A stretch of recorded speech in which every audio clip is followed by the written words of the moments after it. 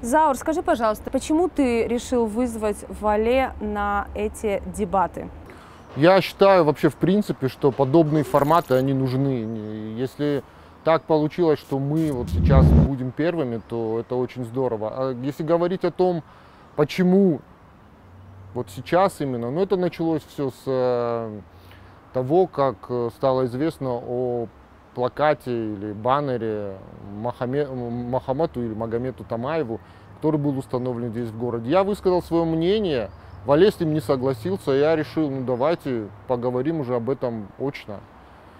Вале, спасибо ему, кстати, большое за то, что он согласился на этот разговор. Я думаю, будет интересно. А скажи, есть вообще вероятность того, что вы сегодня придете к какому-то консенсусу? Конечно, нет. Я не думаю, что будет какой-то консенсус. Я думаю, что мы просто занимаем какие-то, вот в данном конкретном случае, как, впрочем, и в том, что от этого случая идет дальше, углубляется. Вот это же не единичный случай, давай так говорить. Это не то чтобы и не единичный, это просто, может быть, даже какая-то вершина айсберга, о которой, в принципе, стоит говорить. Это вот возрождение национального условного самосознания, я так это называю. У нас с Вале, как мне кажется, на это довольно разные взгляды, и мы, если об этом будем говорить, я думаю, что это очень хорошо, и в дальнейшем уже не мы, пускай уже другие разговаривают и отстаивают свои точки зрения. Вале, ну, установили баннер, установили флаг. Заур написал об этом свое мнение. Почему ты пришел к нему в комментарии и стал очень как-то болезненно на это реагировать и писать об этом? Ну, я его не атаковал, я просто высказал свое мнение о том, что эти герои не должны забываться. Тем более он его сравнил с персонажами, которыми он никакого отношения не имеет. Вот, как бы он меня вызвал, я принял вызов. Вале, изначально показалось, что ты не хотел участвовать в дебатах. Я не хотел. Я все что угодно хотел. Вы записали серию видеообращений друг к другу. Ну, этот формат выбрал Заур, я его поддержал, как бы. Ну. Насколько, по-твоему, это интересный формат общения? Это хороший формат дискуссии, можно это обсуждать. В любом случае, у каждого будет свое мнение. Кто как его примет, пускай так его примет. Есть какая-то вероятность, что вы придете к общему знаменателю сегодня? Нет, конечно. У Заура кардинально другие мнения. И я с этими мнениями точно не согласен. Мы можем быть уверены в том, что баттл не закончится поножовщиной? Не знаю.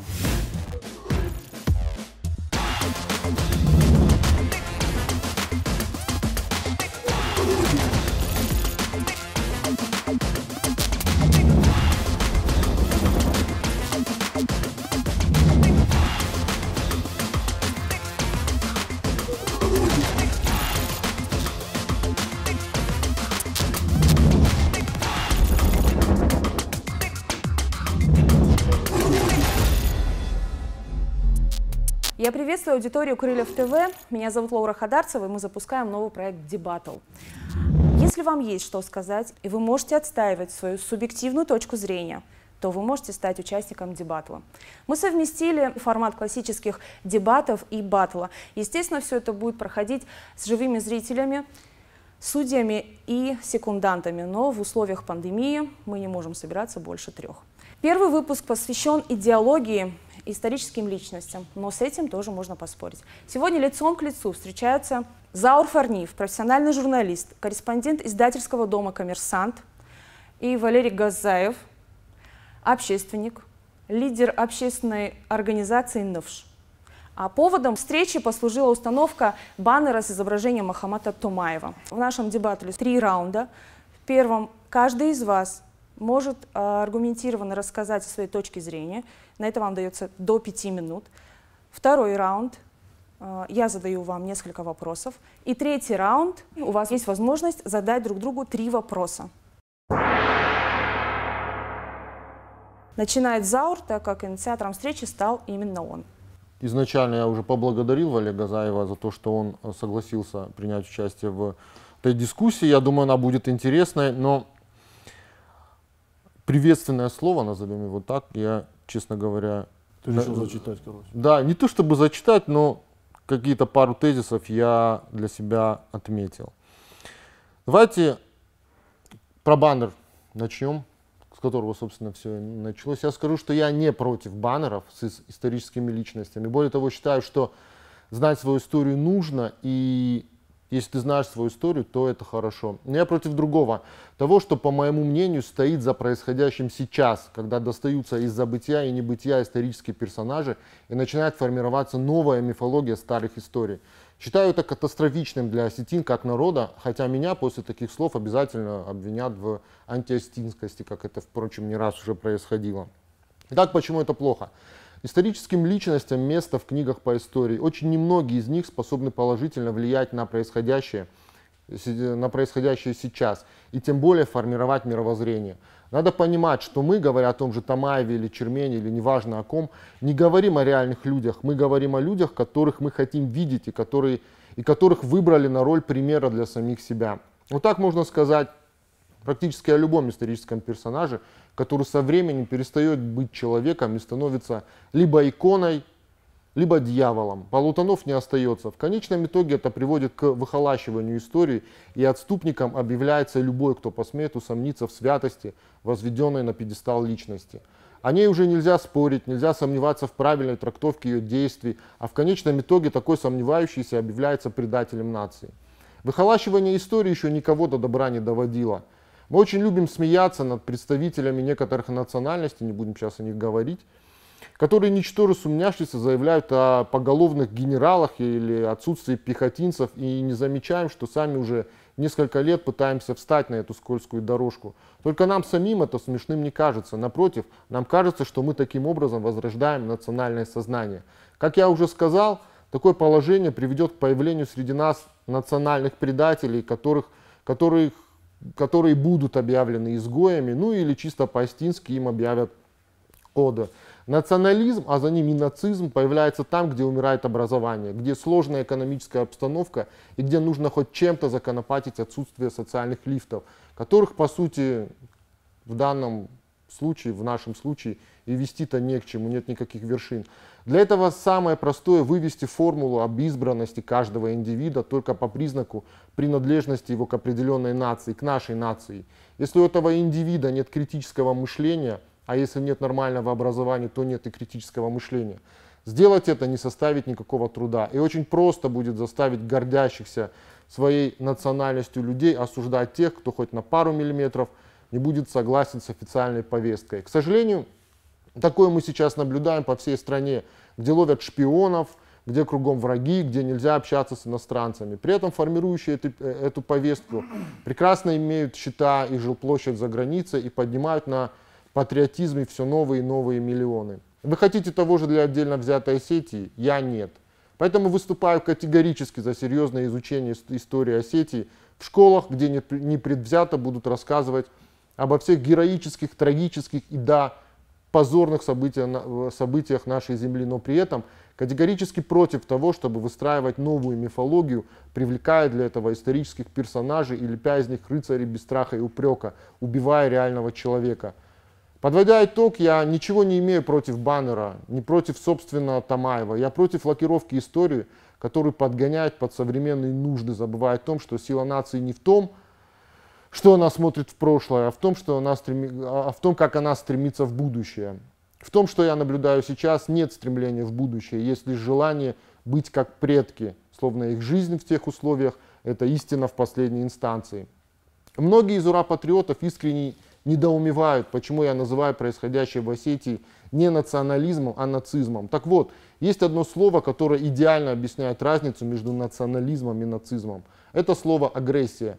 Если в установлении так называемых национальных правил начинает присутствовать агрессия, неважно, ментальная она или физическая, национализм превращается в нацизм. Когда одни люди начинают указывать другим, что правильно, а что нет, исходя из собственных представлений о мире, а несогласных объявляют ренегатами. Пока объявляют, а потом обязательно перейдут к действиям. Может, не они сами, а их недалекие последователи, которые вдруг решат, что имеют право на все, и их иронзинат лучше, чем у других. Спасибо. Заур уложился во времени. Вступительное слово, Валерий. Я хочу сказать, что никто ничего не придумывает, никаких никакие лакирования истории и тому подобное. Мохаммад Томаев – это герой осетинского народа. Его ни ты, ни я, никто не героизировал, его героизировал народ, чтобы ты понимал. Мы его не вытащили, там, я не знаю, там, из каких-то там задних полок и сделали так. Это сделал народ, когда в 1850 году он возглавил осетин против борьбы против грузинских феодалов. Его имя было предано забвению, и это, я считаю, что это несправедливо, потому что советская власть на тот момент считала, что это навредит отношениям, осетино-грузинским отношениям, что им это казалось, что Мохаммад Томаев это будет очередной искрой национализма. Но свой национализм они не видели, и поэтому я считаю, что Мохаммад Томаев был предан забвению. Предан забвению, и мы решили исправить это. Я думаю, что любой нормальный осетин, который себя считает осетином, должен знать своих героев, должен знать свою историю. Не только по учебникам, кстати, в учебниках про него не написано так скользь. А что касается баннера, баннер мы решили выставить к столетию геноцида осетин. Ну вот, в принципе, и все, что я хотел сказать. Позиция Заура мне непонятна, потому что он перетянул одеяло, как бы, что на национализм. Там нету никакого национализма. Просто человек, герой осетинского народа, предан забвению. Вот и все. Мы его решили, чтобы его должен знать каждый осетин, и не только осетин, чтобы завтра, послезавтра не происходили вот такие вещи, как произошли, вот, допустим, с ним. Забываем мы свою историю, это свойственно повторяться. Вот, забыли мы вот этот 1850-й, повторился вот геноцид 20-го года, там, 92-го, 2008-го. Это вот свойственно повторяться. Это не я, никто не придумал, это вот прописано в истории. Спасибо, это мое вот такое слово. Вале, устанавливая этот баннер с соратниками, да, там, назовем их так, вы были готовы к тому, что будет происходить какая-то общественная дискуссия? Ну, собственно, вот Заур на своей странице в Facebook опубликовал свое мнение. И ты несколько так вот агрессивно на это среагировал. Ну, агрессивно среагировал, я это потом поясню в вопросах к нему, почему я агрессивно среагировал и почему это так произошло. Что касается общественной дискуссии, ну, я думаю, если эта тема подлежит дискуссии, почему нет, давай дискутировать. Заур вообще не знал про такую личность, как Мохаммад Томаев. Я могу сказать, что много кто не знает. Ну вот, и мы вот решили, что мы его должны знать, потому что это имя было предано забвению. Этот герой, его почти никто не знал. Но почему тебя так покоробило мнение Заура? Я позже ему задам эти вопросы, почему меня это покоробило. Заур, я поняла, что ты не против баннера, но ты несколько раз выступал с какими-то предложениями, может быть, вопросы задавал. Также в соцсетях организации НФШ, да, то есть их деятельности. Давайте вспомним Эскобар и так далее. Да. И ты говорил о том, что несколько популистские у них какие-то заявления, не совсем популистские. Да. Это дело не в популизме даже Лаура. Вот с Вале мы как бы очно об этом не говорили, но вот я в своем слове, которое изначально вот произносил, там было такое слово агрессия. Я вот понимаю людей, которые действительно переживают. Я уверен, что Вале один из этих людей, которые действительно переживают за национальное самосознание. Но при этом, Вале, я категорически против, чтобы вот во всем этом присутствовала даже толика агрессии. Вот в случае с Эскобаром была агрессия. Вот, и вот лично мне это неприятно, потому что все, что переходит на уровень агрессии, оно уже теряет какую-то настоящесть. То есть, когда уже не остается аргументов, тогда вот начинается агрессия. Понимаешь? В случае с Эскобаром, там просто люди хотели, чтобы у нас в городе был притон. Я против притонов, против наркотиков, против того, что творилось в этом Эскобаре. Они пришли, на тот момент мы были комитетом молодежным, они пришли, сказали, что этого больше не будет, они все это продолжали делать. Ну, мы просто пришли и высказали свое мнение. Там не было никакой агрессии. Была бы агрессия, ну я не знаю, этот клуб бы, наверное, нет, случилось бы с ним что-то другое. Валя, я не говорю агрессия, вот это физическая расправа или еще что-то. Ну, когда давление, это уже агрессия. Ну, мне так кажется. Я могу, конечно, ошибаться, ну, не знаю. Я именно об этом говорю, именно о форме. А, наверное, о самой как бы идее, ну, вы, наверное, правы, ну, ваше мнение, у вас такое мнение, вы имеете полностью на него право. Но вот форма, она коробит. Дальше. I'm sorry. Один общий вопрос. Какой вы видите идеальную Осетию? Заур, Будущего или вот сейчас? будущего. Ну, для меня главное в современном мире – это образование. И то, что происходит сейчас в Осетии, это нам говорит о том, что мы… Вот когда-то, помнишь, когда говорили, что Владикавказ, вернее, Орджоникидзе – это там культурная столица Кавказа, еще до революции Владикавказ, там, я не знаю, гремел. Ну, сейчас этого нету. Сейчас почему-то у меня такое ощущение, вот глядя на то, что происходит, у меня ощущение, что мы очень стремимся быть похожи и как-то пытаемся угнаться, или вернее опуститься до уровня, я не буду сейчас называть эти вот, ну, так скажем, регионы, до уровня этих регионов, где условно национальное положено во главу угла. То есть там не думают ни об образовании, хотя, безусловно, там есть действительно талантливые и люди, которые чего-то добились.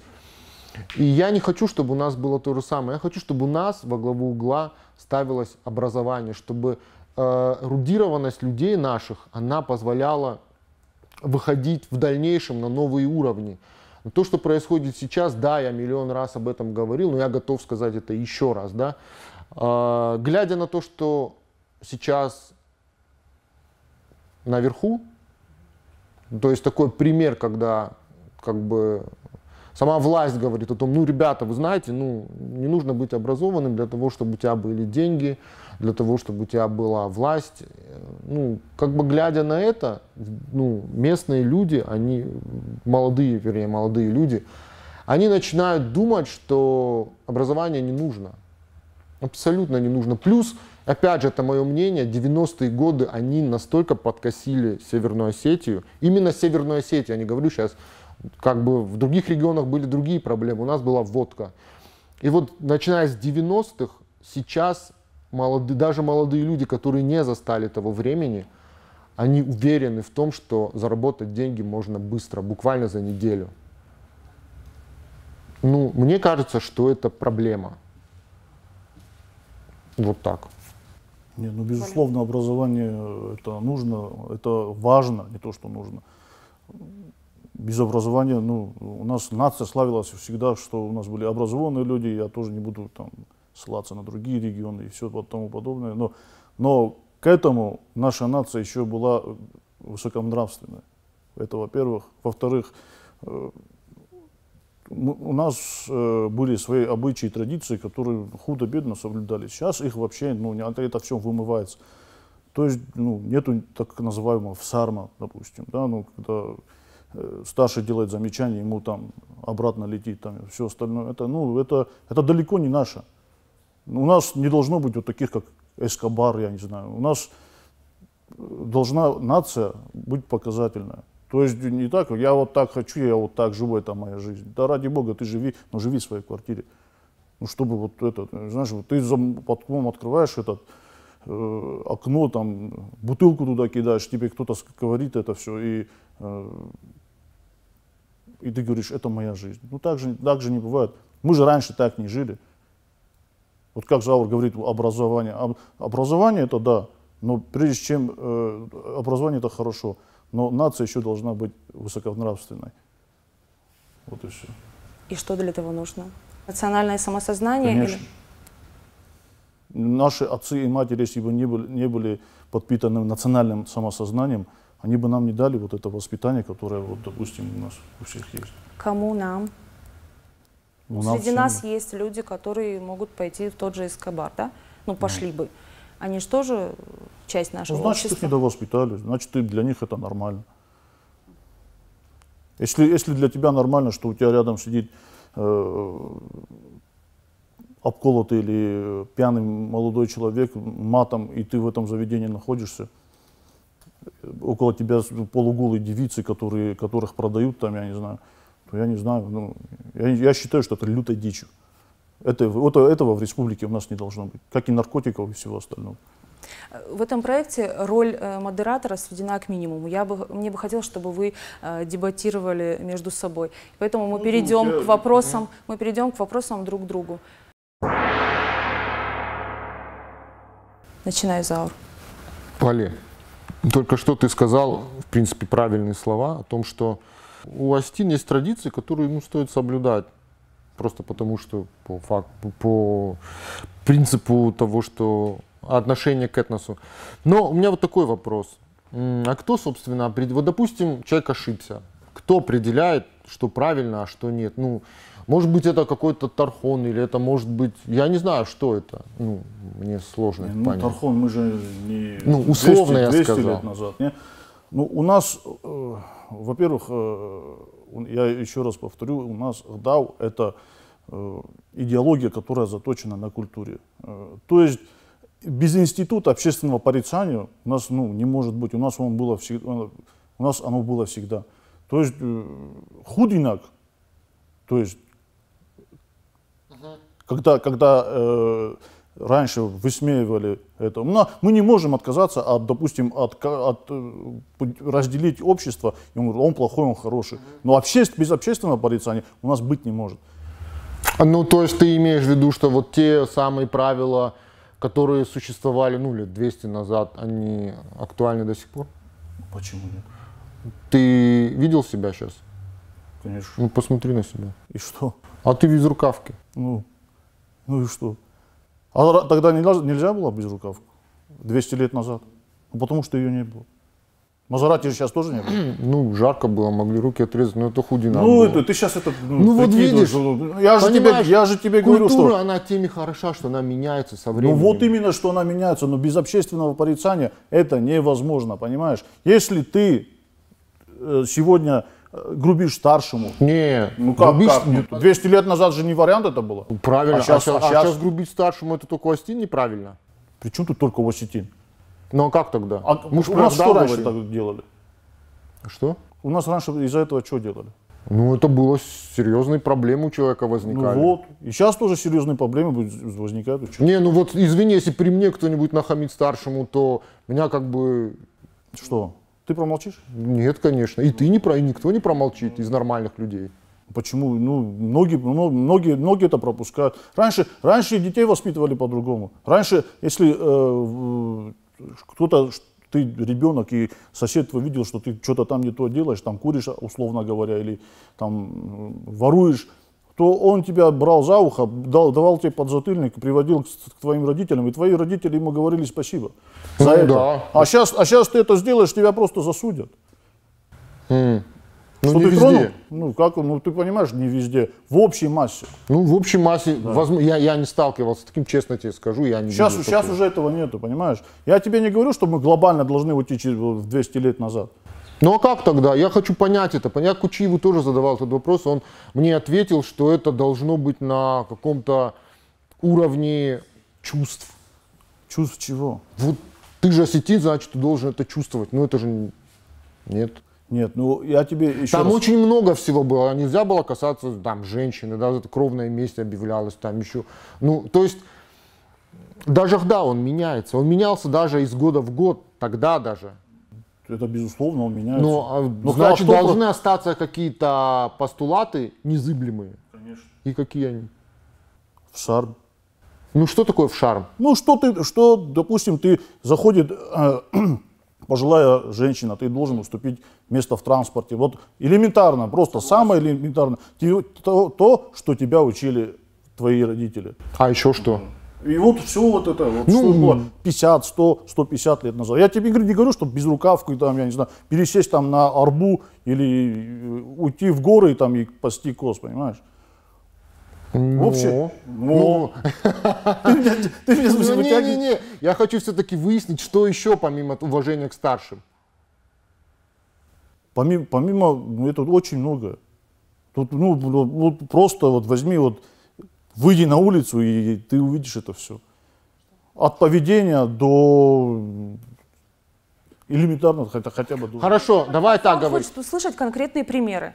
Не, ну хорошо. смотри, я не к Да. тому веду, я веду к тому, что, вот смотри, ты сказал уважение к старшим, раз. Вести себя нормально на улице, не материться, не выглядеть свиноматкой. Так, да. Ну понятно, да, о чем я. Также Ну, не воровать, не грубить, не хамить людям, правильно? сколько ты То там, есть это- ну, это, вот, это много. Это вот как, вот я же тебе говорю, ну как жили, как вели себя элементарно люди 70-100 лет назад. Понимаешь, вот это все, что я описал, это не касается что? только осетин. Это касается, ну, в принципе, всех. Ну, у всех же такого не было.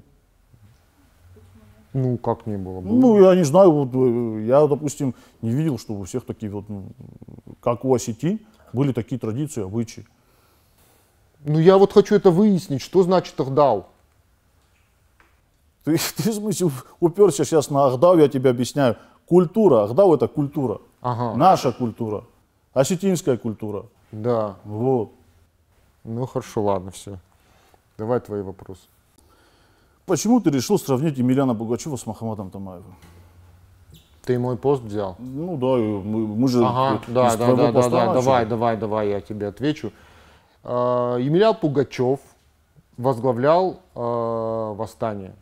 Крестьянское восстание, ну, как бы его крестьянским царем, по-моему, так и называли, да? Ну да, Сейчас точно не грубо помню. говоря. Вот. То есть он возглавил восстание, проиграл это восстание. Естественно, там варианта другого не было. Подавлял его, кстати, Суворов, как мы все прекрасно Нет, знаем. нет, ты при чем тут Мохаммад Томаев? Подожди, я объясняю, да.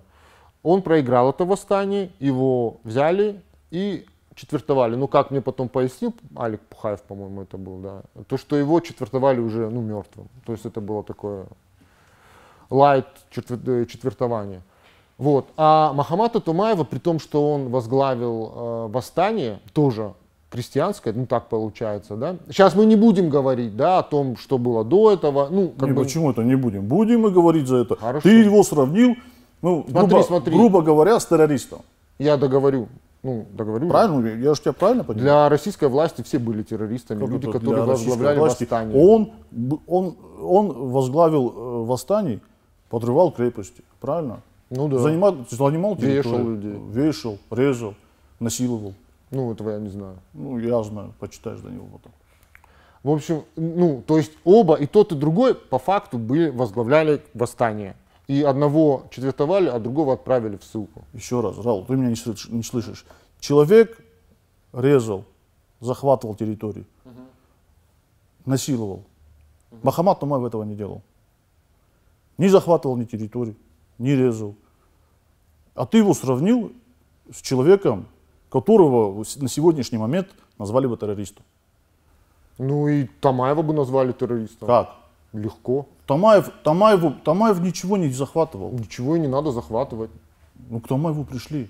Ну и что? Как, ну и что? Вокруг него были люди. Они обстреливались государственным частям. Он кто? Каким государственным частям они Ну, обстреливали? по факту они воевали с государственными войсками. Какими бы они ни были. Так при чем тут по факту к ним же пришли? Ну и что? Это Они это- оказали вооруженное сопротивление. Ну, если тебе... Не я мне. тебе- я тебе, Я не про себя я тебе говорю. ну, они оказали вооружение. А что они должны были сделать? Оказали кому? Давай мы смоделируем ситуацию. Нет, оказали кому? Ну, Грузинам? подожди, ну грузины же не сами пришли. Как, кто их Ну президент, их же что ли? поддерживал кто-то. Ну, их какая-то часть российских войск поддерживала. А Но российские войска... это было вторжение. Это было даже больше не восстание, а было это вторжение. Вторжение они еще до этого судились. Ну вот. И ты сравниваешь человека, который был бы сегодня террористом, но Мохаммад на тот момент бы ты его никак, ты придет, грабители придут в твой дом, ты что будешь делать? Я тебя понимаю. Ну, Можно я отвечу? Смотри, по факту, если вот брать, да, если вот мы, вот это слово всплыло, террорист, да, ну, Пугачева террористом никто не называл в то время. Ну, потому что не было такого слова. Правильно. И Мохаммада Томаева тоже никто не называл террористом, потому что такого слова не было. Но, хотя во Франции, по-моему, уже было, ну, неважно. Смотри, вот если моделировать ситуацию на сейчас, да, появляется человек, который недоволен действиями власти, который с ней судился, который эти суды выиграл. Мохаммад Томаев не был недоволен властью. Он служил этой власти. Он ловил абреков. Он был, пускай меньше чином, но офицером царской армии. Он не воевал против него, пока к нему не пришли домой. Смотри, а Джохар Дудаев был офицером советской армии? Послушай, давай я договорю. А Пугачева можно назвать, он захватывал, взрывал крепости, вырезал там всех дворян. Угу. Нет, чтобы вот понимание было, да, я сейчас никоим образом не осуждаю Томаева за то, что он сделал. Ты просто спросил меня, почему я его сравнил, я тебе отвечаю. То есть на это некорректное сравнение с твоей стороны. Ну, с твоей тоже. Почему? Потому что ни тот, ни другой террористами не были. Причем тут не были или не были? Ты поставил его в один ряд с Пугачевым. Ну, Пугачев, я тебе еще раз повторяю, Пугачев резал и убивал и сжигал. Мохаммад Томаев этого не делал. То есть к нему пришли домой. Домой, которые и хотели, ну, чтобы захватить его территории, чтобы он платил подать. Вот пришли к тебе, допустим, воры, залезли к тебе домой воры. Что ты будешь делать? Если не воры залезли? Так кто угодно. Залезли к тебе домой. Если, допустим, ко мне пришли представители силовых структур, а я собрал соседей, и мы оказали вооруженное сопротивление. Я кто? Террорист. Ты террорист? Естественно. В глазах государства, да. А если ты вооружился? Тогда меня даже без восстания загребут. Не, ну я тебе говорю то, что человек, который защищал свой дом, который в тот момент, где у них был суд, ты судишься со своими соседями, а потом тебе раз и говорят, что ты... Я не говорю же, Валет, ты меня не понимаешь. Нет, ты меня не слышишь, ты его сравнил с человеком, масштабы, естественно, были несопоставимы. Ну, естественно, там как бы человек захватил всю Сибирь, по факту, да, Пугачев. Сибирь или что там, Урал был? Это был Оренбург. Ну вот да, с той стороны, что-то рядом с этим. Но по факту, да, в глазах государства и тот, и другой были бунтовщиками. Ну в глазах народа, они же разные люди. Так в глазах народа Пугачев тоже был красавчиком. Ну ты спроси вот сейчас, в глазах народов кто? Кто? Пугачев. Красавчик? Ну я о нем плохого, кроме как в церкви, ничего не слышал. Ну хотя бы. Про него сам Пушкин написал. Да я знаю, капитанская дочка. Ну и что? Ну вот Пушкин, кстати, к нему очень лояльно относился. Ну, Пушкин, может, и лояльно к нему относился, как к этому, но ты сравнил его с чистым террористом, с душегубом, который бесчинствовал вообще и шел против государства. Опять же, я его сравнивал именно с позиции меры наказания тому и другому. Меры наказания? Да. И все. Я не сравнивал их, там совершенно несопоставимые величины. Но ты же это в посту своем не указал. Вот это было и мое негодование. По вопросу Мохаммада Томаева вы солидарны, но болезненная реакция Вале заключается в том, что ты сравнил его с Пугачевым. Я так понимаю? Ну, наверное. Ну, да. Больше ничего? Почему больше ничего? Давай еще. Дальше сейчас еще будет. Вот можно же еще воду попить? Нет. Ты будешь завтра? Не. Что там со вторым вопросом? Ой, ты думаешь, я тебя запутал, да? Не. Вот смотри, второй вопрос. Почему именно Томаев? Что, почему? Почему вот вы решили повесить на баннер, ну не вы, да, насколько я понял, эта идея была Заура Тукаева. Эта идея была общая. Да. Почему именно он? Потому что вот буквально вчера я разговаривал с несколькими людьми, поговорили, и, как раз вот про то, что у меня будут дебаты сегодня. И они сказали, если, говорит, можно, задай вопрос, почему, говорит, почему именно вот он? Почему фигура именно Тамаева была выбрана? Это будет продолжаться, мы еще установим пару баннеров. Мы его не то, что вот именно выбрали. После него и будут и другие остинские герои, которые тоже не особо знакомы тебе и, наверное, другой аудитории. Это, я еще раз повторю, это было к столетию геноцида осетинского народа. И именно от Мохаммада Томаева, я считаю, что именно от Мохаммада Томаева это был фундамент независимости государства Алания. Вот поэтому именно Мохаммад Томаев. События происходили же в Рокском. Да, в Рокском туннеле. То есть я считаю, что если бы грузинам удалось тогда зачистить Рокский туннель, тогда туннеля не было. Ой, Рокский туннель, говорю, Рокское ущелье, то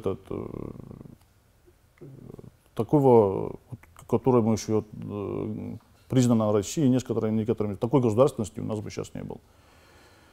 То есть, если бы вместо осетин там жили грузины, были грузинские анклавы, это показательно к применению к тому, что вот 2020 года не было же там нигде грузинских анклавов. После 2020 года, когда истребили осетин, что, кстати, вы все промолчали за эту дату,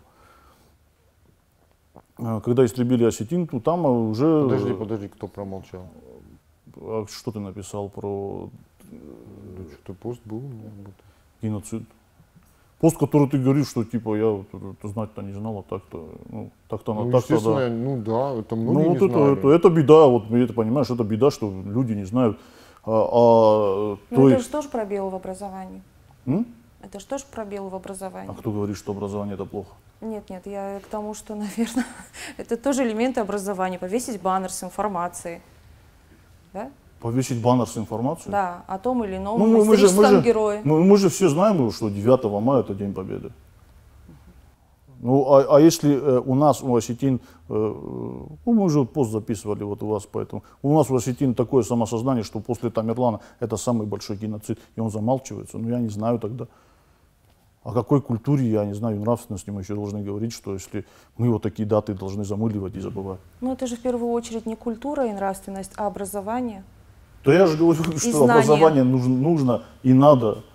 Эта дата буквально была и правительством и парламентом замылена. И Зауром, который просто потом увидел пост и, ладно, так этот. Заур виноват. Что ты можешь сказать в свое оправдание? Ничего, я не хочу ничего говорить. Вот. Я ответил на твой вопрос? Не совсем. Можно чуть-чуть продолжение этого вопроса? Это продолжение вопроса. Я спросил про Мохаммада Томаева, но ты сказал, отвечая на этот вопрос, что будут еще баннеры, да, с героями. Тебе не кажется, что уделять слишком много внимания именно военизированным? Почему ты взял, что мы военизированных только будем вывешивать? Что значит герой? Цоцко Амбалов не герой. Это герой. Рутен Гаглоев не герой. То есть вы не только будете там, кто воевал с царской армией, Причем тут воевал с царской армией? Там он с царской армией. Да, дело не в этом. Есть же и другие личности, которые принесли нашему народу образование, свет и все остальное. Это же не только же, я не знаю, которых Мохаммада Томаева. Мы будем всех размещать. То есть это не вот такая линия, которая, я не знаю, люди, которые воевали, а и просветители тоже. Все, давай, твой вопрос. Где мои вопросы?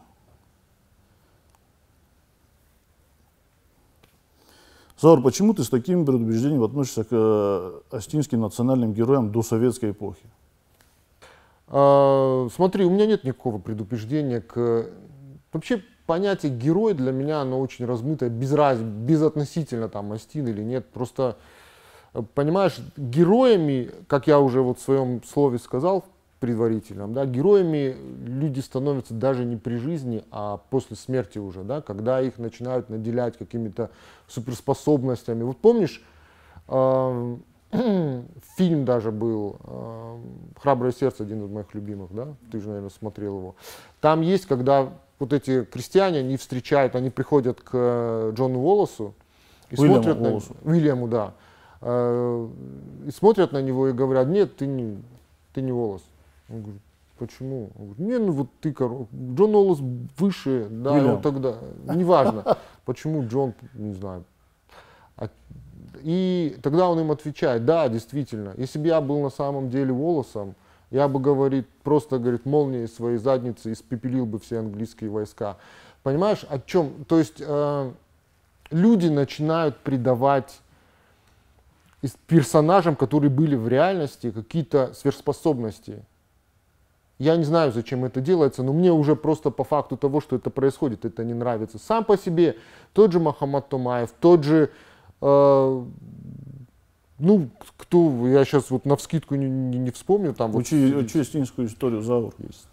Я к тому, что их начинают мифологизировать. Мы говорили об этом. Да никто ничего не мифологизирует, просто они забыты. Вот ты лично, вот ты, вот Мохаммад Томаев, вот не было бы вот этого батла, ты бы за Мохаммада Томаева, ладно, баннер. Не написал, я бы тебе там не ответил, ты бы вообще тоже. То же самое. Так бы и умер Да, неграмотно. вот именно. Вот, так бы и не знал, кто такой Мохаммад.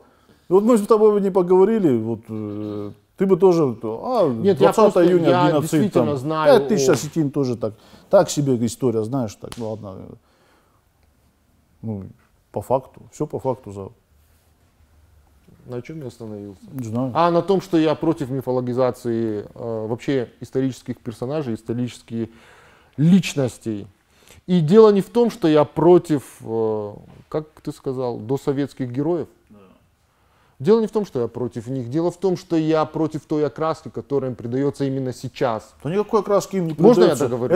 Это вот надуманная тобой вот эта тема, короче. Какая-то окраска, которая из тех времен пришла сюда, кто-то кому-то хочет что-то объяснить, чтобы он жил по таким-то правилам. Никто ничего не делает. Я посчитал нужным со своими соратниками, повесил этот баннер. Ты его не знал? Ты его узнал. Узнал, да. И остальные тоже Благодаря узнали. баннеру. Образование это хорошо? Отлично. Я тоже так считаю. Ну, понимаешь, баннер сам по себе это не образование. Ну ты же видишь его. Вижу. Тебя же принудило что-то за него посмотреть, там, я не знаю, прочитать по него, поинтересоваться. То есть ты думаешь, вот хотя бы сильно- погуглить. Что все, думаешь, так и поступили? Ну, хотя бы так. Ну, окей, ладно. Но я тебе говорю, у меня нет предвзятого отношения к героям или к событиям, которые происходили до советского периода. Более того, мой любимый, кстати, вернее, не то чтобы любимый, но самый запомнившийся мне эпизод из книги Костахи Тагурова «Особа», это то, я оттуда узнал, почему у нас в Куртатинском ущелье, и не только там, в Куртатинском ущелье и вот в Нарской котловине разрушены все башни. Из-за карательных операций. Да, их разрушали специально. Вот это для меня было открытием, и это было прям очень интересно. Ну, А вот насчет Мохаммада Томаева, насколько мне известно, он в свое время очень хорошо прошелся по Тибу. ну, он не И прошелся только- по типу, он ловил абрека. Ну, а ты откуда это знаешь? Так вообще, откуда эта информация о том, что он ловил абреков? Он это написал, если я не ошибаюсь, не, Блиев это не писал. Один из Томаевых, по-моему. Не-не-не. Ну, это же основано на каких-то документах. Документов, то, что он прошелся по типу, нет. Ну, то, что он там... Не, ну это где-то было. Нету. Именно то, что там Хурмашвили или Хурумова. Не было. Это Хурмашвили, это ты. Ну, там так написано. Где там? Вот смотри. Ну, там уже источника нету. Источника нету, да. Ну, вот с этим это вот согласен. народная молва. То есть А вот этого у Марка Блива не это могло быть. документально, понимаешь? То, что он ловил... Ну, абреками же называли, по-моему, в царское время всех, кто так или иначе Абреками называли в царское время, это кто отклонялся от... генеральной линии. Да.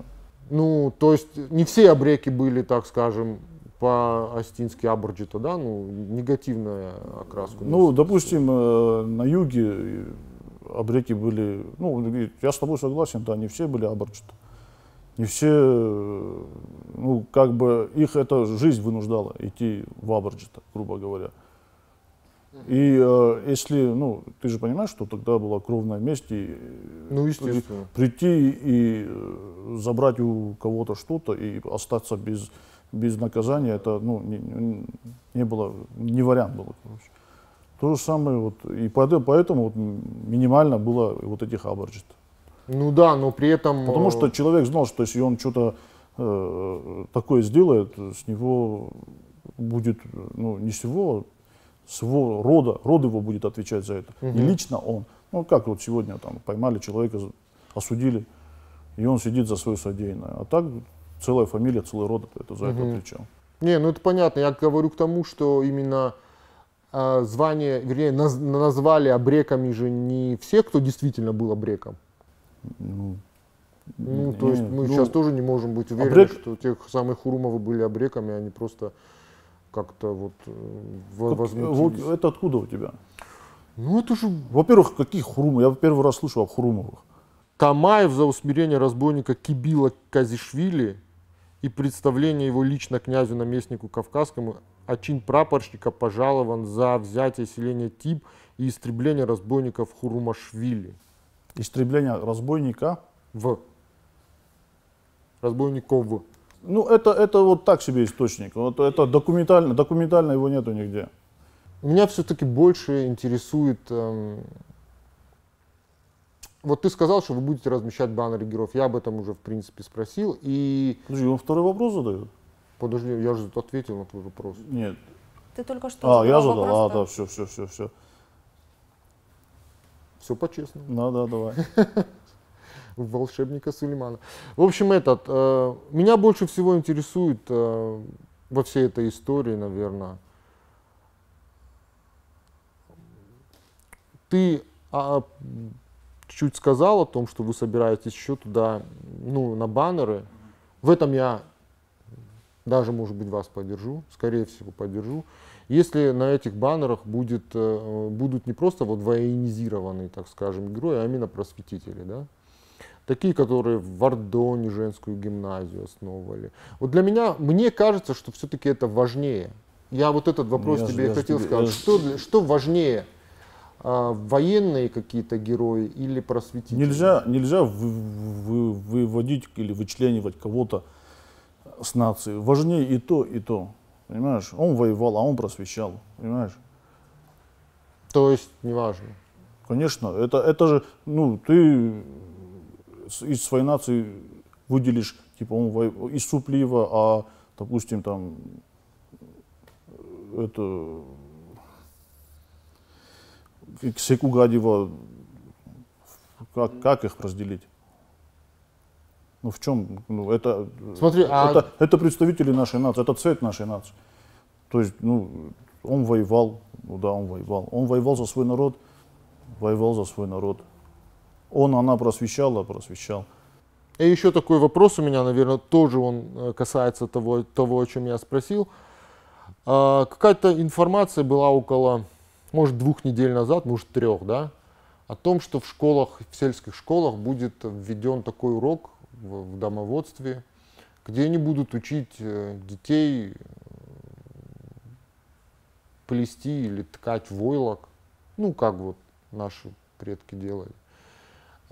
И вот в связи с этим такой вопрос, а вот что важнее для нынешней молодежи, ткать войлок или все-таки заниматься каким-то программированием? Я вот просто первый раз слышу об этом, что в сельских школах там какие-то, я не знаю, уроки труда, войлока или я не знаю. Пускай каждый, я думаю, там родители это все решат. Для меня программирование. Все, вопросов нет. Войлок, Вопросов нет? У тебя нет вообще вопросов? Все, я да.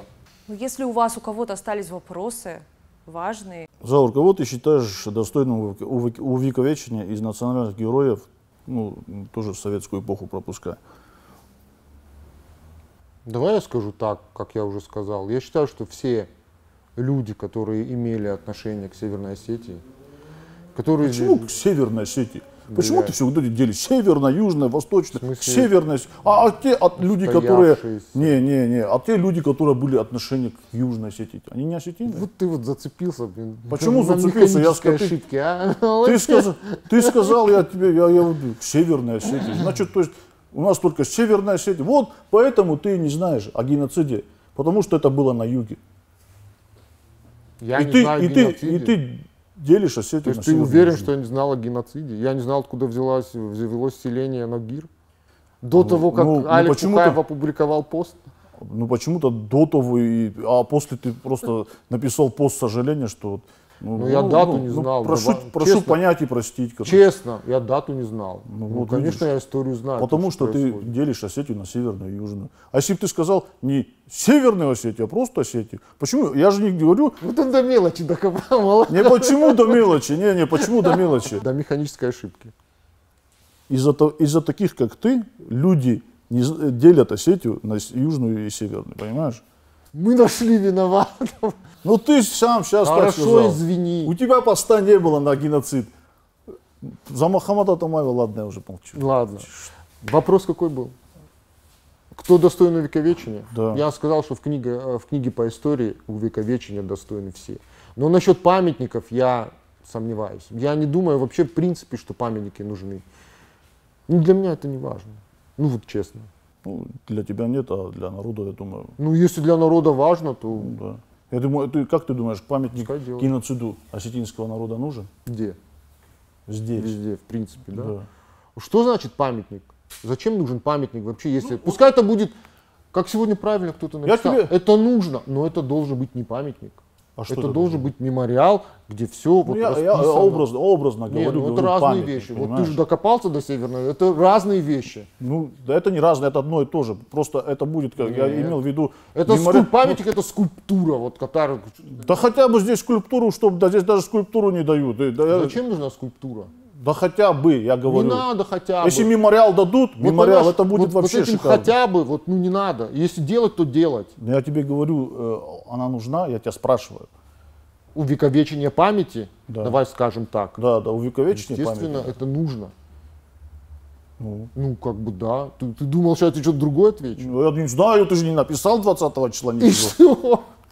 что? Ты же игнорируешь все вот эти, ты же говоришь, что это так выражает экстремизм туда-сюда. Не, Я что про вот экстремизм, у меня эти, слова не было. что вот эти игнорируешь? Ну, поясни просто, непонятно. Не-не-не, Эти что? Ну, я то, что я... Ну, как? Делит Осетию, во-первых, ну, человек вот делит Осетию на северную и южную. Это как?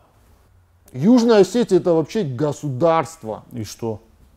Это независимое А государство. это ты решил срулить технично, да, независимое государство. Ну что значит оно зависимое? И что? Это дает право делить Не, ну я Осетию на просто- южных и северных? Понимаешь, когда вот механическая ошибка бывает, ну ты хорошо зацепился. Я не Согласен. зацепился, я просто тебя поправил, вот и все. Ну все. На этом закончим дебаты. Ну, Наверное, наверное, да. я уже... Но я думаю, решать, кто был убедительнее все-таки тем, кто смотрел Не, нас. ну это естественно. Да, и я говорила о том, что по нашим правилам у нас будут судьи и секунданты, как только устаканится там есть, ситуация, они определяют. ситуация с пандемией.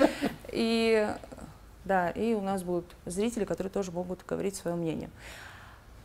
И самое главное правило, о котором я не сказала, каждый раз на каждых дебатах ведущий модератор будет меняться вместе с дебатирующими. Решать, кто был убедительней, вам. Всего доброго. Ну, в чем-то я его убедил, что Осетия хотя бы одна. В чем-то В чем-то он меня не убедил, да. в чем-то не убедил. Вот, ну, как-то так, ну, наверное. А так-то позиции остались разные, наверное, я думаю, так. Честно говоря, у меня не было ни желания, ни... Как бы, я не думал, что я смогу Никто никого не сможет переубедить. Там дело не в том, что просто надо было как-то донести свою точку зрения. Мне кажется, что я ее донес. И дебаты, ну я не знаю, были ли это дебаты или просто такой разговор, в принципе, нормальный. Ну, сам разговор получился довольно интересным, как мне кажется. Я думаю, что этому формату жить.